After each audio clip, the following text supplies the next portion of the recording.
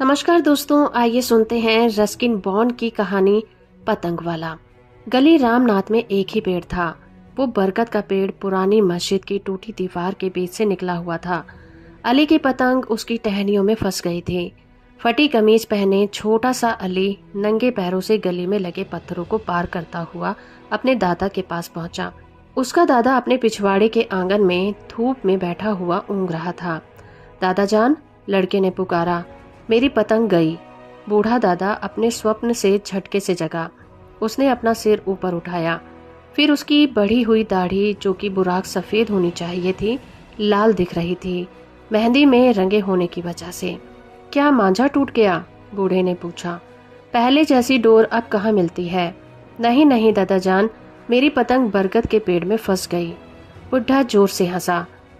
तुम्हें पतंग ठीक से उड़ाना सीखना है अभी मेरे बच्चे। मुश्किल तो ये है कि मैं बहुत बूढ़ा हो गया हूँ, तुम्हें सिखा नहीं सकता, पर तुम्हें एक नई पतंग जरूर ला कर दूंगा। उसने उसी समय पतले कागज और रेशम की एक नई पतंग बनाकर एक धूप में सूखने के लिए रख दी। गुलाबी रंग की हरे पुछवल्ले वाली पतंग। बूढ़े ने वो पतंग अली को दे दी और अली ने अपने नन्हे पंजों से उचक कर दादा का पोपला मुंह चूम लिया।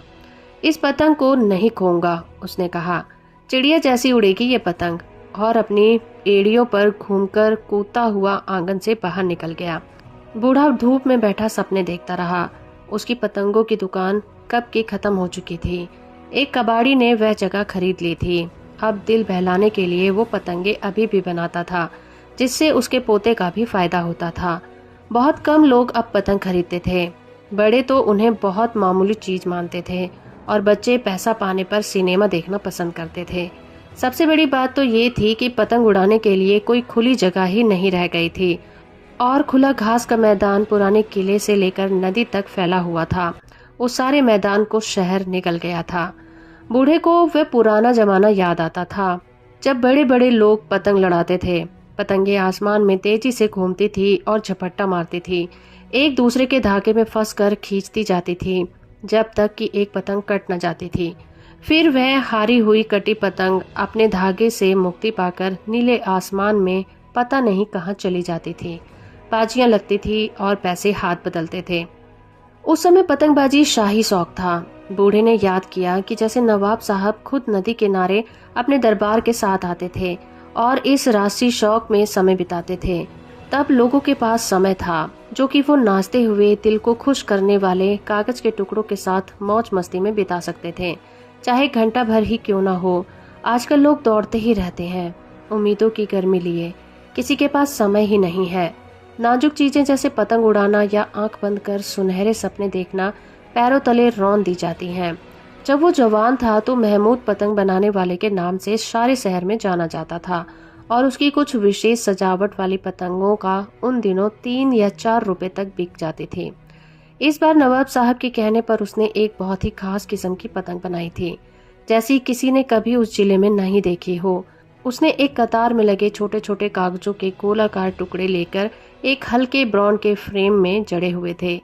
हर गोले में दोनों तरफ एक एक घास का गुच्छा लगा दिया गया था, जिससे संतुलन बना रहे।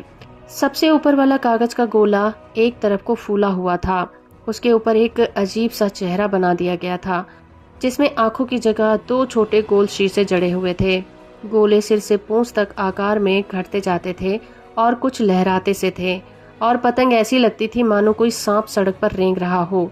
इस बोझिल सी बनावट को जमीन से ऊपर उठाना बड़ी कला का काम था। सिर्फ महमूद ही उसे हवा में उड़ा सकता था। सभी ने महमूद की बनाई हुई ड्रैगन पतंग के बारे में सुन लिया था और कहने लगे कि वो पतंग तिलस्मी है। जब नवाब साहब के सामने उड़ाने के लिए ये पतंग पेश की गई, तब अच्छी खासी भीड़ वहां जमा हो गई थी। पहली कोशिश फिजूल रही। पतंग जमीन से उठी ही नहीं, बस कागज के गोलों में एक रुआसी या शिकायत भरी सरसराहट थी। हिलने से पतंग की आंखें, जो कि शीशों से बनी हुई थीं, सूरज की रोशनी में चमक उठी और पतंग एक जानदार चीज सी लगने लगी थी। फिर सही दिशा में हवा आने और ड्रैगन काइट आसमान में उठ गई। इधर उधर छटपटाते हुए वो ऊपर उठने लगी, ऊंची और ऊंची। सूरज की रोशनी में शीशे लगी आंखें शैतानी सी चमक रही थीं। जब वह ऊपर की ओर उठ गई तो हाथ में पकड़ी रस्सी पर जोरों का झटका लगने लगा। महमूद के लड़के ने चक्री को संभाला। पतंग जोर मारती रही। वो टूटकर निकलना चाहती थी, आजादी चाहती थी, अपने मन की मौज के अनुसार जीना चाहती थी और आखिरकार ऐसा ही हुआ। रस्सी टूट गई। पतंग सूरज की तरफ लपकी और आसमान की ओर शान से जाने लगी और फिर आंखों से ओझल हो गई। वो पतंग फिर कभी किसी को नहीं मिली। महमूद ने सोचा कि उसने पतंग में जीवन भर दिया था। वो बिल्कुल जीती जागती चीज हो गई थी। उसने दोबारा वैसी पतंग नहीं बनाई। उसने नवाब साहब को एक गाने वाली पतंग बनाकर दी। जब वो हवा में उड़ती थी तो वायलिन बजने की सी आवाज आती थी। वे आराम भरे खुले दिन थे जब नवाब तो कुछ साल पहले मर चुके थे और उनके वारिस काफी गरीब थे, करीब करीब महमूद जैसे। किसी जमाने में पतंग बनाने वालों को आश्रम देने वाले लोग होते थे, जैसे कवियों को लोग सहारा देते हैं। पर अब महमूद को गली में कोई जानता ही नहीं था। गली में अब इतने लोग ही नहीं रहते थे कि उन्हें पड़ोसियों के मिजाज पुरसी का समय न था। जब महमूद छोटा था तो बीमार पड़ता था तो सारा पड़ोस आकर उसकी तबीयत पूछता था। अब जब उसके दिन पूरे होने आए थे, कोई कभी मिलने नहीं आता। सच तो ये था कि उसके पुराने दोस्त सब मर चुके थे और उसके लड़के उम्रदार हो चुके थे। एक तो पास के गैराज में काम कर रहा था, दूसरा पाकिस्तान में था। बंटवारे के समय वे वहीं था और फिर वापस यहाँ रिश्तेदारी में नहीं आ सका था। 2 बच्चे 10 साल पहले उससे पतंग ले जाते थे। वे अब खुद जवान थे और मुश्किल से अपनी रोजी रोटी कमाते थे। उसके पास एक बूढ़े आदमी और याददाश्तों के लिए समय नहीं था। वे एक तेजी से बदलती और होड़ भरी दुनिया में बड़े हुए थे। एक बूढ़ा आदमी और एक बूढ़ा बरगद, दोनों ही उसके लिए सिर्फ उपेक्षा के पात्र थे। उन्होंने तय कर लिया था ये दोनों ही हमेशा के लिए इस तरह से जुड़े हुए जरूर थे, पर हल्ला गुल्ला मचाती, माथे में पसीना बहाती आम आदमी की दुनिया जो उनके आसपास थी, उनका उनमें कोई लेना देना नहीं था। अब लोग बरगद के पेड़ तले जमा होकर अपनी समस्याओं और अपनी योजनाओं के बारे में बातें नहीं करते थे। सिर्फ गर्मियों में कभी कभी कड़ी धूप से बचने के लिए वहां खड़े हो जाते थे। वो एक छोटा सा लड़का था ना, महमूद का पोता। महमूद का बेटा पास ही काम करता था। महमूद उस छोटे लड़के को जोड़ों की धूप में खेलते हुए देखता था और जैसे एक तंदुरुस्त पौधा रोज कुछ नई पत्तियां निकालकर बढ़ता है, वैसे ही अली भी महमूद की आंखों के सामने बढ़ रहा था। पेड़ों और आदमियों में बहुत कुछ एक जैसा है। हम धीरे धीरे बढ़ते रहते हैं। अगर हमें कोई चोट न पहुंचाए, भूखा न रखे या काट न डाले, जवानी में हम अपनी शान से देखने वालों की आंखों में चमक ले आते हैं। बुढ़ापे में कुछ झुकने लगते हैं। हम टूटती शाखाएं, थके हाथ पैर धूप में फैलाते हैं और फिर एक लंबी सांस खींचकर अपने आखिरी पत्ते बिखेर देते हैं। महमूद उस पुराने बरगद के पेड़ का सा था। उसके हाथ भी झुर्रियों भरे कुछ टेढ़े मेढ़े हो गए थे, बरगद की जड़ों की तरह। अली को उस छोटे लाजवंती के पेड़ की तरह था जो कि आंगन के दूसरे कोने में बोया गया था। 2 साल में अली और मिमोसा का पेड़ दोनों ही तरुणाई की ताकत और आत्मविश्वास पा जाएंगे। सड़क की आवाजें धीमे होने लगी। महमूद को लगा शायद उसे नींद आ रही है और फिर सपने देखेगा। कभी कभी वो पतंगों के सपने देखता था। एक ऐसी पतंग का जो कि हिंदुओं के भगवान विष्णु की सवारी गरुड़ की तरह सुंदर और ताकतवर दिखती होगी।